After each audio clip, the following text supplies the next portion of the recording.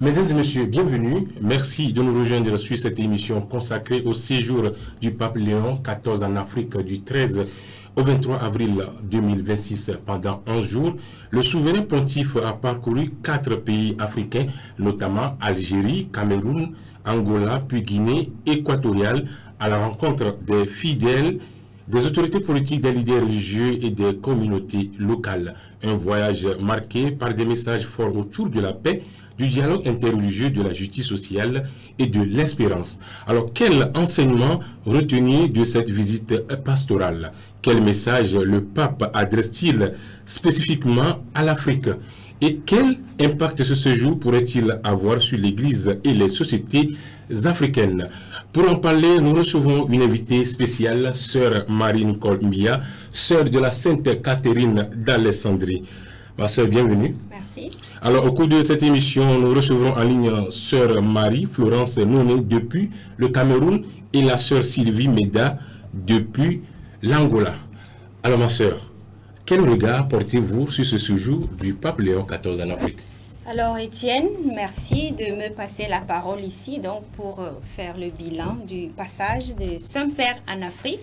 Nous savons que le Saint-Père, il est arrivé avec un message bien précis, avec un objectif bien ordonné. Alors la visite apostolique du Saint-Père en Afrique, selon mon analyse, semble dire l'heure de la justice et de la victoire de l'Afrique a sonné. Et je vais juste résumer ici le bilan, disons ma réflexion en 3 grands points qui ne sont pas aussi grands que ça. Alors, selon ma relecture, et qui se base donc sur le bilan, sur le plan spirituel, et qui est très fort, Étienne, on remarque que le Saint-Père a recentré son message sur 3 axes majeurs, sur le plan spirituel bien sûr, c'est-à-dire la foi vivante et joyeuse qu'il a rencontrée et remarquée en Afrique. Il a parlé et mis l'accent sur la paix et la réconciliation. Nous savons que les pays que le Saint-Père a donc traversés ont été traversés d'une manière ou d'une autre par la guerre et déchirés donc par là. Il a appelé donc à la réconciliation. Il a mis l'accent aussi sur la vocation et l'engagement. Voilà, sur le plan pastoral et ecclésial, Étienne, on note donc la consolation des peuples éprouvés. Nous voyons qu'en Angola, la guerre donc qui est finie en 2002, si j'ai bonne mémoire, a déchiré le peuple. On parle donc de 800 000 morts. Alors le pape, ayant mis l'accent, il a consolé le peuple éprouvé. Il a donc stimulé des vocations auprès des jeunes, parce qu'on se rappelle que la population africaine ou bien le peuple africain est majoritairement jeune. Et par là, le Saint-Père, il a lancé un appel à une église qui doit donc plus s'enraciner, n'est-ce pas? S'enraciner dans la foi et une foi responsable. Et 3e point ici, Étienne. Et le Saint-Père, il a mis, en tout cas, son passage a eu une portée diplomatique et sociale. Parce que ici, il s'est donc positionné comme artisan de paix, appelant à la fin des violences et à une gouvernance plus juste et très transparente. On se rappelle au Cameroun ces mots-là qui résonnent toujours dans mon cœur et dans mon esprit. Assez de guerre, le monde a besoin de paix. Et le Saint-Père en Angola dira, l'amour doit triompher. C'est l'amour qui doit triompher et non la guerre.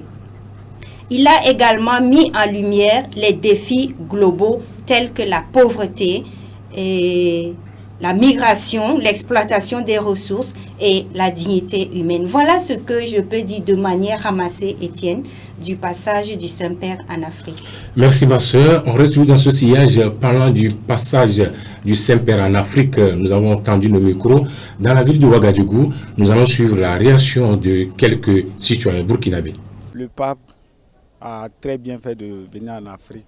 C'est une bonne chose de venir en Afrique, dans le continent des Noirs, pour venir essayer de parler un peu de cohésion sociale, de fraternisation et aussi de venir jouer un rôle de diplomate dans certaines situations de crise, peut-être sécuritaire, politique, essayer de venir donner aussi son point de vue, prendre sa position, donner sa position sur certaines réalités, certains sujets qui minent nos réalités africaines. La venue du pape ici en Afrique est une bonne chose parce que venir en Afrique, c'est vraiment une bonne chose car le pape est venu s'imprégner des réalités que vit le continent africain.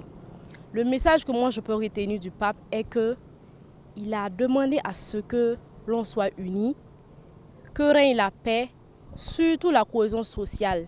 Nous savons tous, nous connaissons tous en fait les bénéfices de la religion.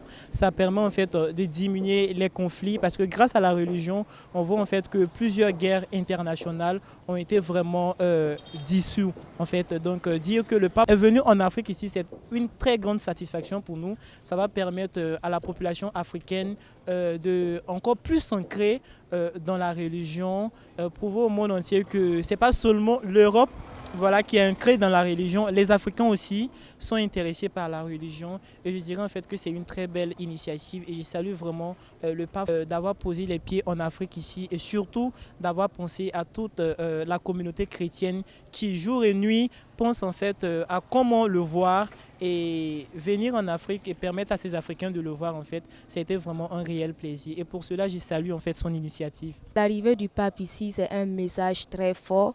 Un message vraiment très touchant, un message d'unité, de paix et de réconciliation. Et surtout en cette année pastorale d'espérance, je peux dire que c'est un message d'espérance. Parce que l'arrivée du pape, si nous pouvons voir, on ne peut pas dire que les pays qu'il a eu à visiter, c'est des pays ciblés. Nous pouvons voir que la plupart de ces pays ont été des pays franchement déchirés par la guerre. Donc, et quand nous voyons également ces discours dans ces différents pays, c'était des discours de réconfort. Et particulièrement en Angola, nous pouvons voir qu'il a eu à mettre en lumière le potentiel de l'Angola au-delà du fait qu'il a été déchiré par la guerre.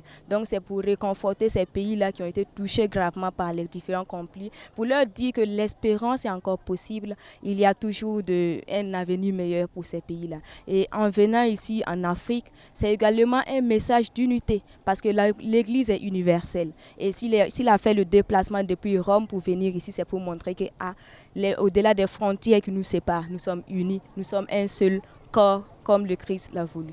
Donc selon moi, c'est vraiment un message très fort qui peut même réveiller la foi de quelqu'un. Et ce que je peux dire concernant la visite du pape ici en Afrique, c'est déjà une bonne chose. En dehors du pape Jean-Paul II qui est déjà venu en Afrique, lui aussi il a fait cette initiative et venir en Afrique, venir vraiment visiter le pays, les différents États, même s'il n'a pas pu vraiment aller partout. C'est déjà une bonne chose et ça c'est à féliciter. Et en ce moment, les différentes visites qu'il a eu à faire, ça permet de savoir que le pape n'est pas seulement que le pape des catholiques ou des chrétiens catholiques. C'est le pape de tout le monde, c'est le pape de tout un chacun. Et en ce moment, le fait de visiter encore d'autres religions, c'est-à-dire qu'il y a une communauté qui existe là. Il y a ce qu'on appelle la fraternité, le vivre ensemble qui est là.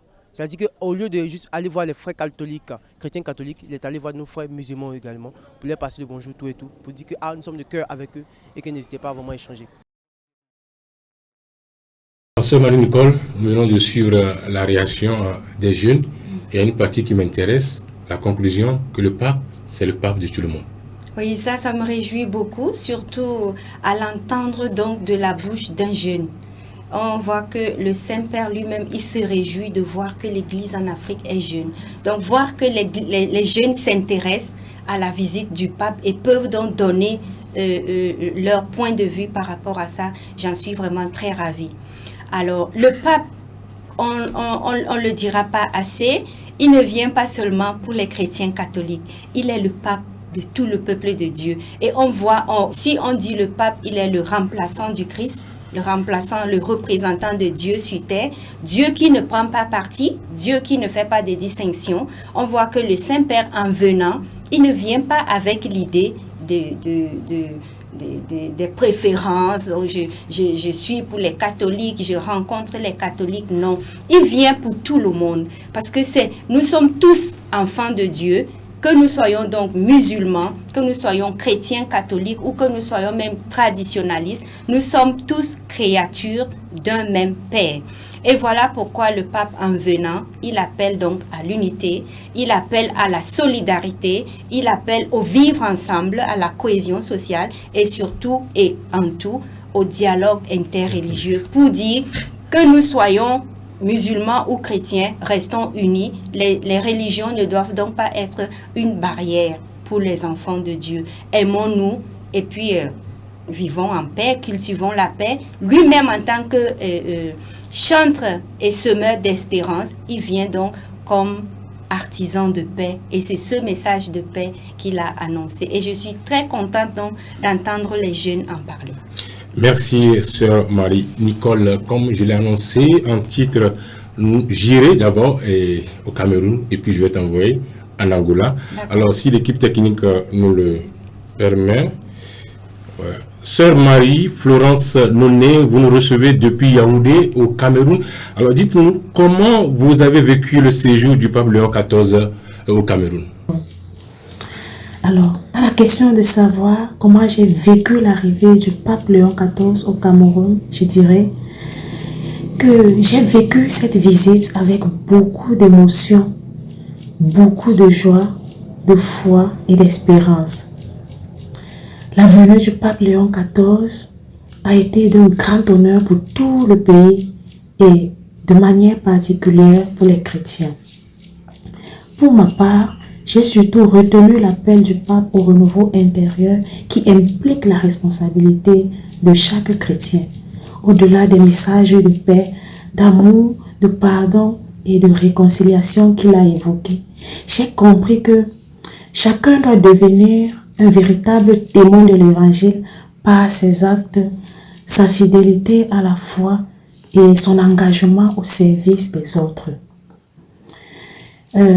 Son exhortation m'a poussé à réfléchir sur ma propre vie chrétienne et sur la manière dont je peux contribuer au changement dans l'Église et dans la société. Sœur Marie-Florence, justement, suite à l'exhortation du pape Léon XIV, quelles sont vos attentes? Suite à l'exhortation du pape, j'ai également des attentes, bien sûr. Mes attentes suite à l'exhortation du pape sont que ces enseignements qu'il a laissés prennent effet, portent beaucoup de fruits pour le pays. Je souhaite que les Camerounais continuent de vivre dans l'unité, dans la paix, dans l'amour, du pardon et la foi véritable. J'attends aussi que les autorités et le peuple mettent en pratique ces conseils pour construire une société plus juste, fraternelle et solidaire. Merci. Merci beaucoup, sœur Marie-Florence Noné, sœur de Sainte Catherine d'Alexandrie. Au Cameroun, vous restez avec nous pour la suite de cette émission. Sœur Marie-Nicole, elle est de la même congrégation que vous. Oui, elle a parlé de ses attentes. Ça m'a consolé. Alors, quelles sont vos attentes justement dans ce sens? Déjà, je suis très émerveillée de voir que la sœur, elle est restée dans cette ferveur-là du passage du pape. On voit qu'elle parle donc avec beaucoup d'émotion. Elle vit en fait la chose. Elle vit la chose. Et je crois que le passage du Saint-Père en Afrique et au Cameroun en particulier n'est pas un hasard. C'est un passage donc guérisseur. Voilà, je peux dire un passage guérisseur parce que le peuple est en train de guérir des blessures qui datent de plusieurs années. Parce que avoir le contact du Saint-Père avec le peuple, avoir les échanges, les dialogues qu'il a eus avec le peuple de Dieu, moi j'ai senti aussi en ça une grande guérison qui est donc enclenchée ou déclenchée pour que le peuple de Dieu puisse guérir et s'émerveiller à la suite du Christ. Et c'est ça que la sœur dit. Une chose est de partager et d'exprimer ou de manifester donc la reconnaissance, la joie de la présence. Une autre chose donc est de s'enraciner dans la foi donc et à travers le message que le Saint-Père a laissé. Et elle a espoir que ce qu'il a dit se réalise. Et nous voyons que les choses commencent à se réaliser. Je pense qu'avec la suite donc de notre échange, nous verrons certains points aussi très palpables qui sont donc la suite du passage du Saint-Père en Afrique et au Cameroun en particulier. Donc merci à ma sœur et félicitations à elle. Merci sœur Marie-Nicole. Le pape a visité l'Algérie, le Cameroun, Angola et puis Guinée équatoriale. Oui. Mais cette fois-ci, je t'envoie en Angola pour échanger avec sœur Sylvie Meda pour qu'elle aussi nous parle de comment elle a vécu ce moment. Très bien, merci Étienne. Alors, sœur Sylvie Meda, vous nous suivez en ce moment. Qu'en est-il donc du passage du Saint-Père en Angola? Faites-nous un bilan à propos de ce passage-là. Oui, bonsoir ma sœur et merci encore une fois de plus. Et oui, je suis vraiment contente, très contente même, je dirais, de cette visite du pape Léon XIV, de sa tournée apostolique en Afrique.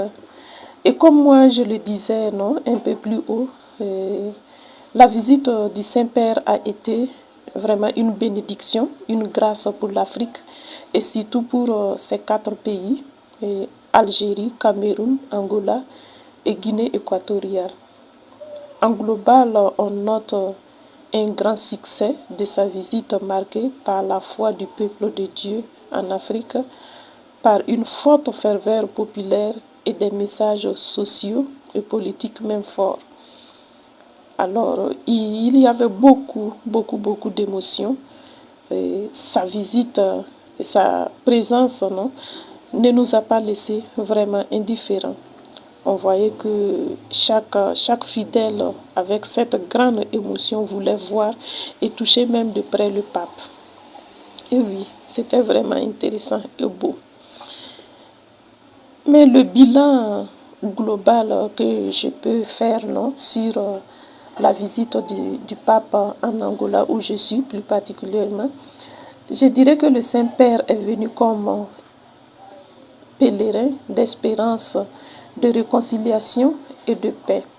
Et sur ce, le pape a mentionné la grande richesse de Angola en pétrole et mines, mais avec une pauvreté massive et inégalité marquée par la guerre civile terminée en 2002. Le pape a insisté également sur la justice sociale et réconciliation. Des milliers de personnes l'ont accueilli lors de la grande célébration à Quilamba et à Saurimo. Et dans son homélie, s'appuyant sur l'épisode évangélique des disciples d'Emmaüs, le pape a délivré un message d'espérance au peuple angolais. Il a aussi encouragé les fidèles à surmonter toute forme de découragement en proclamant avec foi que le Christ est vivant et ressuscité. Il marche aux côtés de son peuple, éclaire leur chemin éprouvant, ouvre les yeux des cœurs et renferme chacun par sa grâce en vue d'un avenir meilleur. Le pape a apporté aussi son soutien aux démunis en visitant une maison de retraite des personnes âgées à Saurimo. Sans oublier notre Mère du ciel, Marie en chemin avec l'Église entière de Angola. Et à cet effet, nous avons eu une grande prière du chapelet au sanctuaire marial de Mushima avec les jeunes. C'était vraiment intéressant, très beau.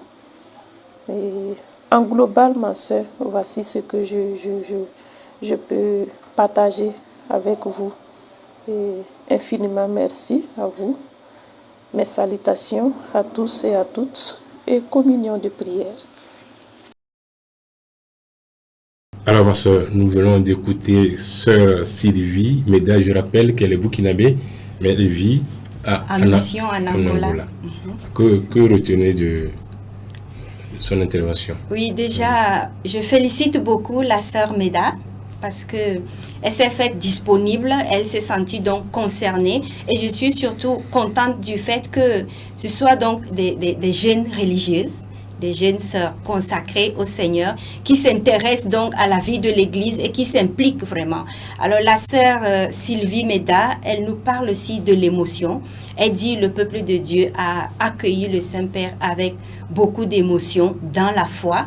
Et puis les messages que le Saint-Père a donc adressés au peuple angolais, elle croit que ces messages vont porter du fruit. Et c'est le souhait de tout le monde, le souhait de chacun. Et elle a dit, il n'est pas venu seulement pour les chrétiens, il est donc venu pour tout le peuple de Dieu en Angola et en Afrique en général. elle a confirmé. S'il est venu dans certains pays, ça ne veut pas dire qu'il a une préférence pour ces pays-là. Alors justement, le séjour du pape, il a beaucoup insisté sur la paix dans les régions en crise. Alors en quoi ce message est-il particulièrement pertinent aujourd'hui? Oui, ce message, Étienne, est très pertinent aujourd'hui parce que nous voyons un peu partout la guerre prendre de l'ampleur. Et je disais déjà une fois ici, on voit que la guerre est devenue une activité lucrative. Ceux-là qui ont les armes veulent les vendre pour gagner. Et plus ils vendent ces armes, plus ils grandissent donc économiquement. Mais le Saint-Père, il dit attention, le monde a besoin de paix. C'est pas seulement, ou bien c'est pas avec les armes donc qu'on peut être épanoui et donc vivre heureux en fait. Il appelle à la paix, il appelle à la sécurité. Et vous allez voir qu'il a dit, je pensais à Bamenda au Cameroun, il a interpellé ceux-là qui gouvernent. Il a dit que ceux qui gouvernent prennent soin du peuple qui est donc gouverné, qu'ils protègent le peuple. Et je pense que c'est pas en exposant donc le peuple que les choses vont aller mieux. Il faut donc cette diplomatie pacifique de l'Église catholique. Il faut aussi cette...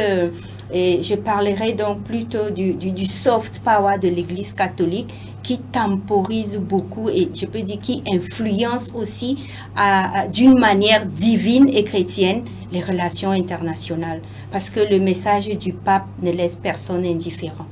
Merci, sœur Marie-Nicole.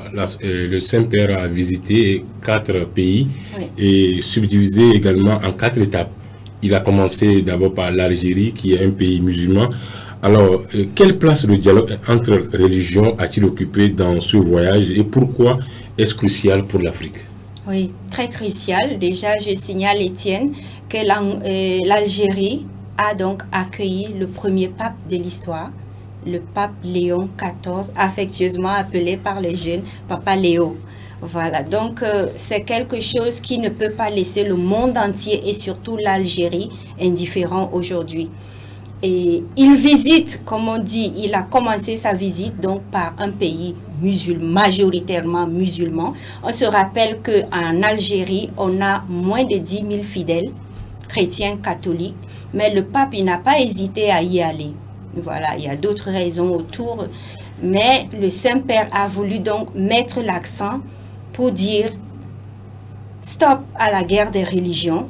C'est vrai, on semble nous dire que les religions veulent faire la guerre, mais en fait, donc le pape y est passé pour dire unissez-vous, vous n'êtes pas des ennemis, chrétiens et musulmans, prenez-vous la main.